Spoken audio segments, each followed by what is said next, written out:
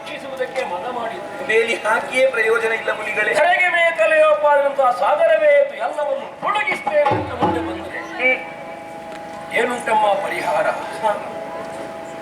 ಅಮ್ಮ ಮೈಪೋತ್ತಮ, ಹಿಡಿದ ಹಗ್ಗ ಹಾವಾಗಿದೆ, ಕುಡಿಯುವ ಹಾಲು ವಿಷವಾಗಿದೆ, ನಡೆದಾಡುವ ಪಡವಿ ಪಾಯ್ತರದಕ್ಕೆ ತೊಡಗಿದೆ. ಯಾರಲ್ಲಿ ಹೇಳಬೇಕು ಎನ್ನುವ ಹಾಗೆ ನೀನು ಆಡುವೆಯೋ? ಕರುಣೆಯ ಕಣ್ಣಿನಿಂದ ಕಾಯಬೇಕಾದಂತ ನಿನ್ನರಸನೆ ಇರಿದುಕೊಳ್ಳುವ ಮನ ಮಾಡಿದ್ರೆ ಏನೋಡ್ರಿ. ಇಲ್ಲ ಮುನಿಗಳೇ, ಇಂತಹ ಮಾತನ್ನು ನಾನು ಕೇಳ್ತಾ ಇದ್ದೇನೆ. ಅರುಣಾಸುರ ಮಹಾಪ್ರಭುಗಳು ಇಂತಹ ದುಷ್ಟಕೃತ್ಯವನ್ನು ಮಾಡುವುದಕ್ಕೆ ಸಾಧ್ಯವೇ ಇಲ್ಲ ಮುನಿಗಳೇ, ಸಾಧ್ಯವೇ ಇಲ್ಲ. ನಾನು ಸುಳ್ಳುಗಾರ. ಮುನಿಗಳು ಯಾವತ್ತಿದ್ರೂ ಸುಳ್ಳುಗಾರರಾಗುವುದಕ್ಕೆ ಸಾಧ್ಯವಿಲ್ಲ. ನೀನು ನಡೆದ ಸತ್ಯವನ್ನು ಕಂಡದ್ದಿಲ್ಲ, ಆದ್ದರಿಂದ ಒಪ್ಪುವುದಕ್ಕೆ ಮನಸ್ಸು ಬರುವುದಿಲ್ಲ. ಕಾಣುವ ಮನಸ್ಸುಂಟು ನಿನಗೆ. ಕಾಣಬಹುದೇ? ನಾನು ಕಾಣಿಸಬಲ್ಲೆ. ಯಾವ ರೀತಿ? ಇದೋ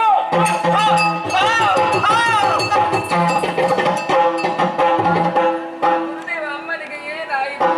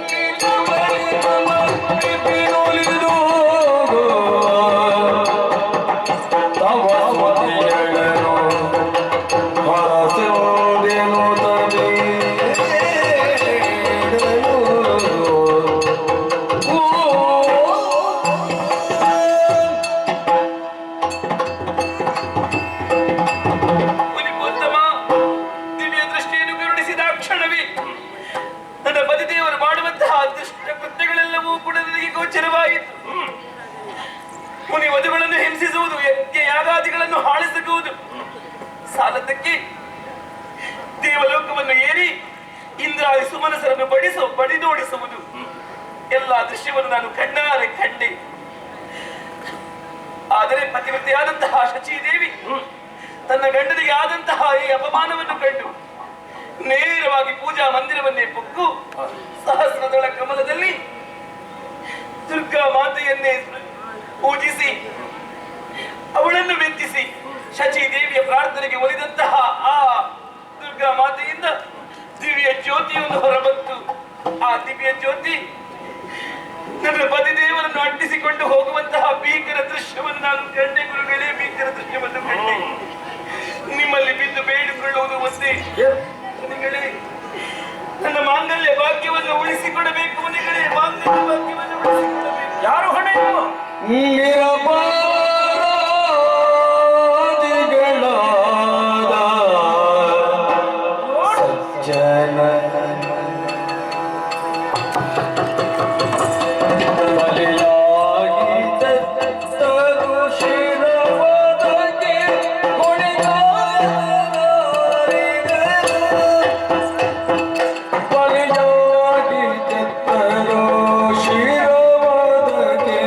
ಹೊಣೆಗಾರ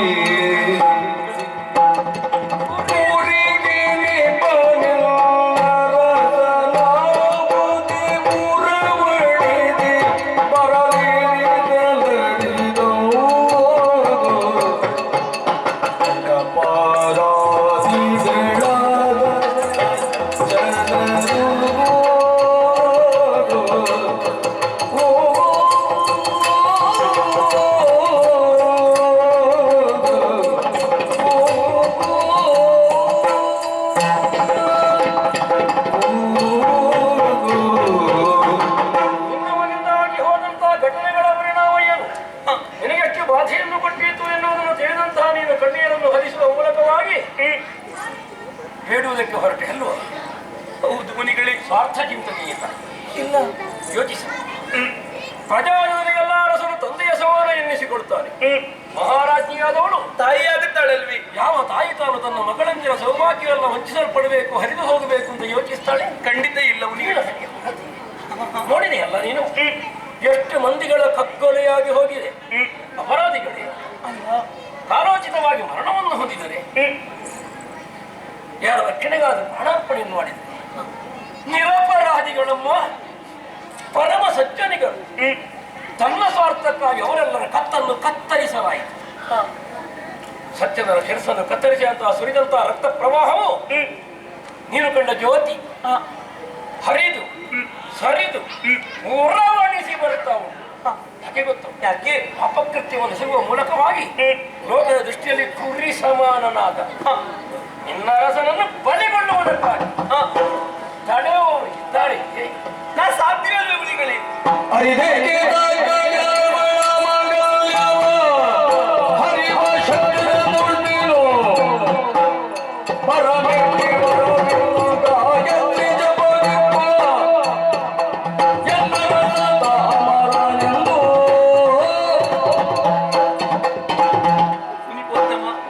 ಪತಿವ್ರತ ನಾರಿ ಮನಸ್ಸು ಮಾಡಿದರೆ ಲೋಕದಲ್ಲಿ ಏನು ಮಾಡುವುದಕ್ಕೂ ಶಕ್ತಳಿದ್ದಾಳೆ ಎನ್ನುವುದಕ್ಕೆ ಈ ಹಿಂದೆ ನಡೆದಂತಹ ಘಟನೆಗಳೇ ಸಾಕ್ಷಿ. ಹಿಂದೆ ತನ್ನ ಪತಿಯ ಪ್ರಾಣವನ್ನು ಉಳಿಸುವುದಕ್ಕೆ ಬೇಕಾಗಿ ಸಾಕ್ಷಾತ್ ಯಮಧರ್ಮನನ್ನೇ ಗೆದ್ದವಳು ಒಬ್ಬಳು ಸಾವಿತ್ರಿಯ ಪ್ರಾತಸ್ಮರಣೀಯ. ಮಾತ್ರವಲ್ಲ, ಗಂಡನ ಪ್ರಾಣವನ್ನು ಉಳಿಸಿಕೊಳ್ಳುವುದಕ್ಕೆ ಬೇಕಾಗಿ ಭಗವಾನ್ ಭಾಸ್ಕರನ್ನೇ ಉದಯಿಸದ ಹಾಗೆ ಮಾಡಿದವಳು ಮತ್ತೊಬ್ಬಳು. ಸತಿಯು ಯೋಗ್ಯತಾ ಮಾತ್ರವಲ್ಲ, 3 ಮೂರ್ತಿಗಳನ್ನ ಮಕ್ಕಳನ್ನಾಗಿ ಪಡೆದು ತೊಟ್ಟಿಯಲ್ಲಿ ಜೋಗುಳವನ್ನು ಹಾಡಿದವಳು ಇನ್ನೊಬ್ಬಳು. ಅನಸೂಯೆಯು ಆದರ್ಶರವ. ಅವರೆಲ್ಲರ ಎತ್ತರಕ್ಕೆ ನಾನು ಏರಿದ್ದೇನೆ ಎನ್ನುವ ಹಾಗೆ ಯಾವ ಕಾರಣಕ್ಕೂ ನಾನು ಹೇಳಲಾರೆ. ಆದರೆ ಅವರ ಆದರ್ಶವನ್ನು ನಾನು ಪಾಲಿಸಿದ್ದೇನೆ ಅಂತ ಹೇಳುವುದಕ್ಕೆ ನನಗೆ ಹೆಮ್ಮೆಯಾಗುತ್ತದೆ. ಮಣಿಪೋತ್ತಮ, ಈ ಹೊತ್ತಿಲನ್ನು ದಾಟಿ ಬರುವಂತಹ ಸಂದರ್ಭದಲ್ಲಿ ನನ್ನ ಹಣೆಗೆ ಕುಂಕುಮವನ್ನಿಟ್ಟವಳು ನಾನು ಪಾರ್ವತಿ ದೇವಿಯನ್ನು ಸ್ಮರಿಸಿ ಕುಂಕುಮವನ್ನಿರಿಸಿಕೊಂಡಿದ್ದೇನೆ. ಲೋಕವೇ ಹಾಗೆ ತಾನೆ. ಆ ಪಾರ್ವತಿ ದೇವಿಯನ್ನು ಸ್ಮರಿಸಿ ಇಟ್ಟ ಕುಂಕುಮದ ಬಲದಿಂದ ನನ್ನ ಗಂಡನ ಪ್ರಾಣವನ್ನು ನಾನು ಉಳಿಸಿಕೊಳ್ಳುತ್ತೇನೆ. ಮುನಿಗಳೇ, ಲೋಕದ ಉಳಿಸಿದ್ದು ಬಲದಿಂದಲೇ ಅಮ್ಮ ಕುಂಕುಮವನ್ನೇನು. ಮುನಿಪೋತ್ತಮ, ಈ ಏಕವಿರಾತ್ರಿಪುರವನ್ನು ಸೇರುವಂತಹ ಸಂದರ್ಭದಲ್ಲಿ, ಈ ಅರಮನೆಯನ್ನು ಪ್ರವೇಶಿಸುವಂತಹ ಸಂದರ್ಭದಲ್ಲಿ ನನ್ನ ಉಭಯ ಕರಗಳಿಗೆ ಶಚಿ ದೇವಿಯನ್ನೇ ಸ್ಮರಿಸಿ ಬಳೆಯನ್ನು ಕಟ್ಟಿಕೊಂಡವಳು ನಾನು. ಆ ಬಳೆಯ ಪ್ರಭಾವದಿಂದ ನನ್ನ ಗಂಡನನ್ನು ನಾನು ಉಳಿಸಿಕೊಳ್ಳುತ್ತೇನೆ. ಮುನಿಪೋತ್ತಮ, ಶಚಿಯೂ ಅದೇ ಬಲವುಳ್ಳವಳು ತಾನೇ. ಮುನಿಪೋತ್ತಮ, ನನ್ನ ಉಭಯ ಕಾಲುಗಳಿಗೆ ಅನಸೂಯ ದೇವಿಯನ್ನೇ ಸ್ಮರಿಸಿ ಬೆಳ್ಳಿ ಕಾಲುಂಗುರವನ್ನು ಧರಿಸಿಕೊಂಡವಳು ನಾನು. ಆ ಬೆಳ್ಳಿ ಕಾಲುಂಗುರ ಬಲದಿಂದ ನನ್ನ ಗಂಡನ ಪ್ರಾಣವನ್ನು ನಾನು ಉಳಿಸಿಕೊಳ್ಳುತ್ತೇನೆ. ಮುನಿಗಳೇ, ಅಷ್ಟು ಮಾತ್ರವಲ್ಲ, ನೋಡಿ, ಇದು ಕಟ್ಟಿಕೊಂಡದ್ದು ಕಪ್ಪು ಮಣಿ ದಾರವಲ್ಲ. ಸಪ್ತಪದಿ ತುಳಿದು ಅಗ್ನಿ ಸಾಕ್ಷಿಯಾಗಿ ನನ್ನ ಗಂಡನ ಕೈಯಿಂದ ಕಟ್ಟಿಸಿಕೊಂಡಂತಹ ಧವಳ ಮಾಂಗಲ್ಯ.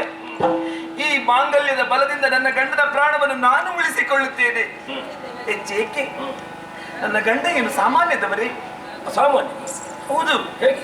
ವಿಧಿಯ ಕುರಿತಾಗಿ ತಪಸ್ಸನ್ನು ಆಚರಿಸಿದವರು, ನನ್ನ ಗಂಡನ ಭಕ್ತಿಗೆ ಮೆಚ್ಚಿ ಬ್ರಹ್ಮದೇವನು ಒಲಿದು ಅಜೇಯವಾದಂತಹ ವರವನ್ನು ಅನುಗ್ರಹಿಸಿದವನು.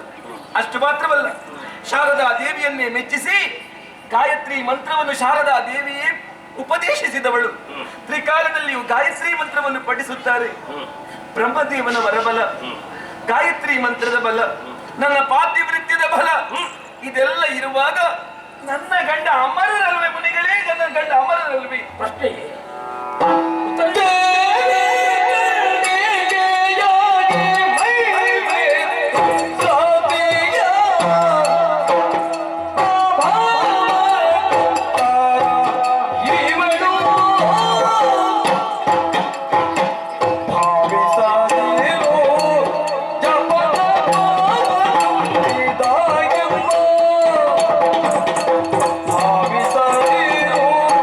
Japa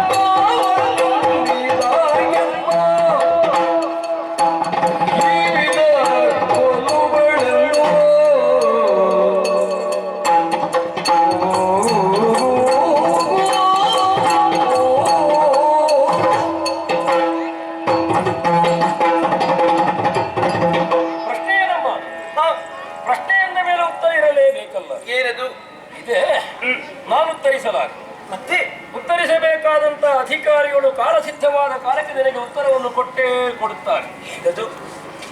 ಆದ್ರೆ ನಿಮಗೆ ಕೆಲವೊಂದು ಪಂಥವನ್ನು ಒಡ್ಡಿದೆಯಲ್ಲ, ನಿನ್ನ ಗಂಡನನ್ನು ರಕ್ಷಣಕ್ಕೆ ವರವರ ಉಂಟಲ್ಲ. ಹೌದು, ವರವರ ಪಡೆದವರು ಮೊದಲು ಇಲ್ಲಿಲ್ವೇನೋ ಇದ್ರು ಉಳಿದ್ರೆ ಉಳಿದಿಲ್ಲ. ಒಳಗೆ ಹೊರಗೆ ಮೇಲೆ ಕೆಳಗೆ ಹಗಲು ರಾತ್ರಿ ಮನುಷ್ಯರಿಂದ ಪ್ರಾಣಿಗಳಿಂದ ಯಾರಿಂದಲೂ ವರ್ಣವಾಗಕೂಡದು ಅಂತ ಹೇಳಿದವರು ಮುಸ್ಸಂಜೆಯ ಹೊತ್ತಿನಲ್ಲಿ ನಡು ಹೊಸ್ತಿಲಲ್ಲಿ ಬಿದ್ದು ಸತ್ತೇ ಹೋದರು. ವರಬಲದ ದುರುಪಯೋಗವನ್ನು ಮಾಡಿಕೊಂಡ ಕಾರಣ ಆ ಸ್ಥಿತಿ ಅವರಿಗೆ ನಿರ್ಮಾಣವಾಯಿತು. ಪಾತ್ರತ್ವ ಸರಿಯಾಗಲಿಲ್ಲ, ದುರ್ಬಳಕೆ ಆದ್ರೆ ಅಳಿದು ಹೋಗ್ತಾರೆ. ನಿನ್ನವನದಕ್ಕಿಂತ ಹೊರತಾದ ನನ್ನ ಗಂಡ ದುರ್ಬಳಕೆ ಮಾಡಿದ್ದಾರೆಯೇ? ಗಾಯತ್ರಿ ಮಂತ್ರದ ಬಲನು ರಕ್ಷಣೆಗಾಗಿ ಕೊಟ್ಟದ್ದು ತಾನೆ. ಮನ್ನಾತ್ರಾಯತೆ ಇತಿ ಮಂತ್ರ, ಗಾಯಂತಂ ತಾಯತೆ ಇತಿ ಗಾಯತ್ರಿ. ಯಾವನು ಶ್ರದ್ಧೆಯಿಂದ ಗಾಯನ ಮಾಡ್ತಾನೋ ಅವನಿಗೆ ಬುದ್ಧಿಶಕ್ತಿ ಹೆಚ್ಚಾಗುತ್ತೆ, ಬಲ ತುಂಬಿಕೊಡುತ್ತದೆ. ಏನಮ್ಮ ಗಾಯತ್ರಿ ಜಪ ಮಾಡ್ತಾನೆ. ತ್ರಿಕಾಲದಲ್ಲಿಯೂ ನನ್ನ ಗಂಡ ಗಾಯತ್ರಿ ಮಂತ್ರವನ್ನು ಪಠಿಸುವುದನ್ನು ನೀವು ನೋಡಬೇಕು ಮುನಿಗಳೇ. ಮನೆಯೊಳಗೆ ಮನೆಯ ಒಳಗೆ ಏನಾಗ್ತದೆ ಅಂತ ಗೊತ್ತಿಲ್ಲ ಇದ್ರೆ ಕಟ್ಟವಮ್ಮ. ಏನಾಯ್ತು? ನನ್ನ ಗಂಡ ಗಾಯತ್ರಿ ಮಂತ್ರ ಜಪವನ್ನು ಬಿಟ್ಟು ಕಾಲ ಸಂದು ಹೋಯಿತು. ಅಯ್ಯೋ, ಈ ವಿಚಾರವೇ ನನಗೆ ತಿಳಿದಿಲ್ಲ. ಬೇಕಾದಾಗ ಆಧರಿಸಿಕೊಳ್ಳುವುದು ಬೇಡ ಎನ್ನುವಾಗ ಬಿಸಿಲುವುದಕ್ಕಿರುವುದಲ್ಲವಮ್ಮ ಗಾಯತ್ರಿ ಮಂತ್ರ. ಅರ್ಧದಲ್ಲಿ ಬಿಟ್ಟಂತೆ ಪರಿಣಾಮವನ್ನು ಶೀಘ್ರದಲ್ಲಿ ಎದುರಿಸಬೇಕಾಗ್ತದವ ಎನ್ನುವುದನ್ನು ಮಂತ್ರಬಲವಿಲ್ಲ, ವರಬಲವು ಕಾಯುವುದಿಲ್ಲ. ಅದರ ಮೇಲೆ ಇರುವುದು ನಿನ್ನ ಸತಿತ್ವದ ಬಲ, ನನ್ನ ಪಾತಿವೃತ್ಯದ ಬಲ. 3 ಮೂರ್ತಿಗಳು ಮಕ್ಕಳಾದ ಮೇಲೆ ನಾವು ಏನು ಮಾಡ್ಲಿಕ್ಕೆ ಉಂಟು? ಆದ್ರೆ ಜಪ ತಪ ಹೋಮ ನೇಮಾದಿಗಳನ್ನು ಮಾಡ್ತಾ ಜೊತೆ ಕಲ್ಯಾಣವನ್ನು ಸಾಧಿಸುತ್ತಿರುವ ನಾನು ನಮ್ಮಂತಹ ಸಾಧುಗಳು ಸಾಯಬೇಕೆ? ಖಂಡಿತ ಇಲ್ಲ, ನಿಮ್ಮಂತವರು ಬದುಕಿ ಉಳಿಯಬೇಕು. ನಮ್ಮನ್ನು ಉಳಿಸುವುದಕ್ಕೆ ನಾವು ಕಾಯ್ದುಕೊಂಡು ಬಂದ ಧರ್ಮ ಇದೆ. ಧರ್ಮೋ ರಕ್ಷತೆ ರಕ್ಷಿತ. ಹೌದು, ಹಾಗೆ ಸಾಮಾನ್ಯರನ್ನು ಯಾರು ಕಾಯ್ಬೇಕಮ್ಮ? ಒಂದು ಶಕ್ತಿ ಅಥವಾ ತ್ರಿಮೂರ್ತಿಗಳು ಕಾಯ್ಬೇಕು. ರಕ್ಷಣೆಯನ್ನು ಹೊತ್ತಾರ ಕೈ ಬಿಟ್ರೆ ಕರ್ತಗಳಾದ ತ್ರಿಮೂರ್ತಿಗಳು, ಹೌದು, ಅವರಿಂದ ಆಗದೇ ಇದ್ರೆ ಕಾಯುವುದಕ್ಕೊಂದು ಶಕ್ತಿ ಉಂಟು. ಅವ್ಯಕ್ತದಲ್ಲಿ ಅಮೂರ್ತವಾಗಿರುವಂತ ಆಕೆ ನಾವು ಶ್ರೀದೇವಿ ಅಂತ ಕಂಡುಕೊಂಡಿರು. ಅವಳೇ ನೋಡ್ತಾಳೆ, ಅವಳೇ ಬರ್ತಾಳೆ. ದೀರ್ಘ ಸಮಯವೇನು ಹೋಗಲ್ಲ, ಮತ್ತೆ ಶೀಘ್ರದಲ್ಲೇ ಬರ್ತಾಳೆ. ಹೀಗೆ ಸೌಮ್ಯವಾಗಿ ಅಲ್ಲ, ಮತ್ತೆ ಪ್ರಾಣ ಚಂಡಿಕೆಯಾಗಿ ಮೇಯುವಂತ ಬಂದ. ದುಷ್ಟನಿಗೆ ಸರಿಯಾದಂತಹ ಶಿಕ್ಷೆಯನ್ನು ಕೊಡ್ತಾಳೆ. ನಿನ್ನ ಪಾರ್ಥಿವೃತ್ಯಕ್ಕೆ ಉತ್ತರ ಅವಳು ಕೊಡ್ತಾಳೆ. ದೇವಿ ಚಂಡಿಕೆಯಾಗಿ ಬರ್ತಾಳೆ. ಶ್ರೀದೇವಿ